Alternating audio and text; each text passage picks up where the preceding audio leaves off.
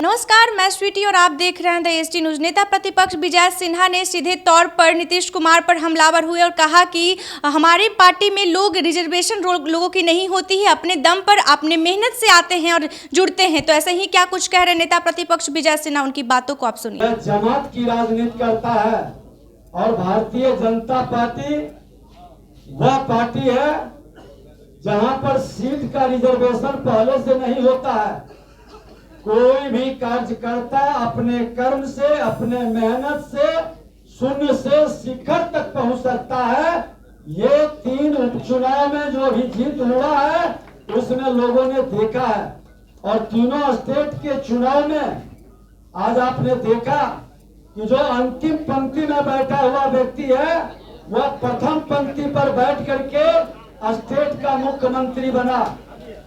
देश का राष्ट्रपति और प्रधानमंत्री, मुख्यमंत्री भारतीय जनता पार्टी का कोई भी कार्यकर्ता बन सकता है। यही विशेषता आज पूरे देश के मां भारती के संतानों के मन के अंदर यह विश्वास जगाता है।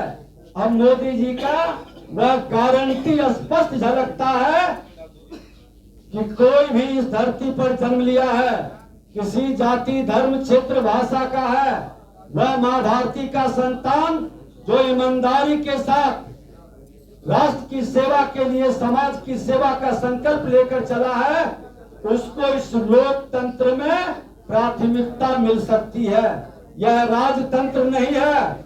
संदेश गया है उन लोगों को जो वंशवादी अपने अपने पत्नी का, अपने पुत्र का, अपने बेटी से बाहर नहीं निकल पाता है। जो व्यक्ति उत्तर प्रदेश, बिहार में अपनी जमींदारी चलाता है, जिस व्यक्ति का राजतंत्र को बिहार के समाजवादी नेता, बिहार के मुख्यमंत्री नीतीश कुमार जी भी गलबहियां कर करके उसको पुष्ट ही नहीं कर रहे, तुष्ट भी कर रहे हैं। इस तुष्टीकरण की राजनीति में बिहार के अंदर अराजकता व्याप्त हो रहा है।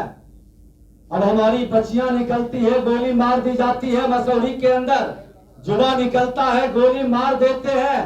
आज बिहार के अंदर हत्या, अपहरण, लूट, बलात्कार का उद्योग चला रहे हैं और बाहर से आप निवेशक को बुला रहे हैं।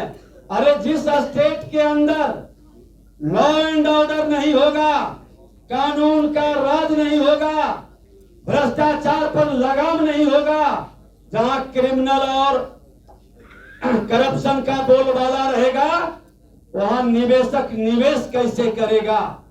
जो निवेशक आया था एनडीए सरकार में, जिस समय हमारे सम्राट चौधरी जी, मंगल पांडे जी, शहनवाज हुसैन जी थे, बाहर के लोग काफी संख्या में बिहार आए थे।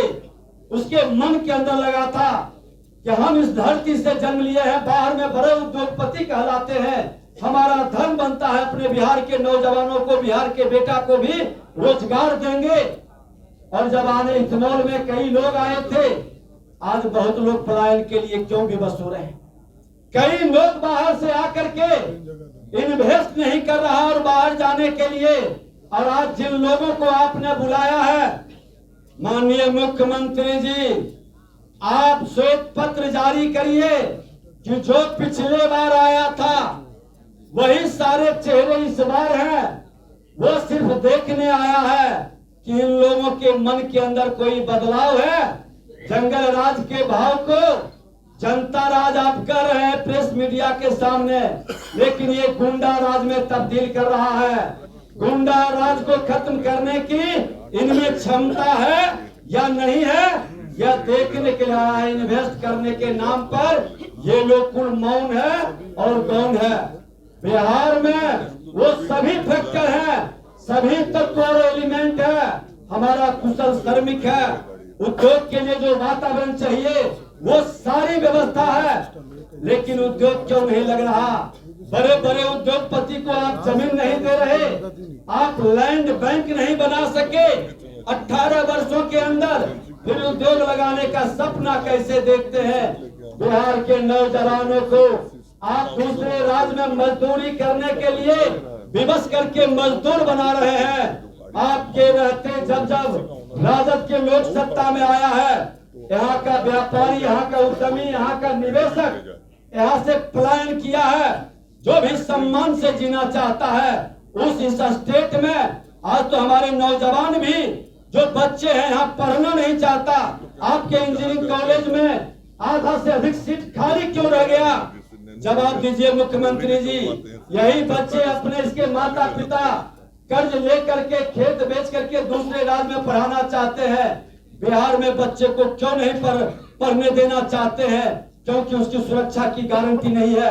उसके साथ कल क्या घटना घटित होगा? लॉ एंड ऑर्डर की जिम्मेदारी गृह मंत्री आप है, आपकी है, लेकिन जब तक आप करप्शन और क्राइम पर रोक नहीं लगाएंगे, नो निवेश होगा, नो रोजगार का अवसर बढ़ेगा, नो बेरोजगारी दूर होगी। इसलिए आज भारतीय जनता पार्टी में आप सम्मिलित हुए हैं, हम स्वागत अभिनंदन करते हैं। और देश के साथ साथ बिहार भी विकसित बिहार की ओर कदम बढ़ाए, ये संकल्प मन के अंदर लेकर के देश के प्रधानमंत्री नरेंद्र मोदी जी का जो गारंटी है, सबका साथ, सबका विकास, सबका विश्वास, सबका प्रयास, उस गारंटी को आगे बढ़ाना है। और एक बार जोरदार सब मिलकर के नारा लगाइए, सबका साथ, सबका साथ, सबका साथ, फिर इस बार मोदी सरकार, फिर इस बार।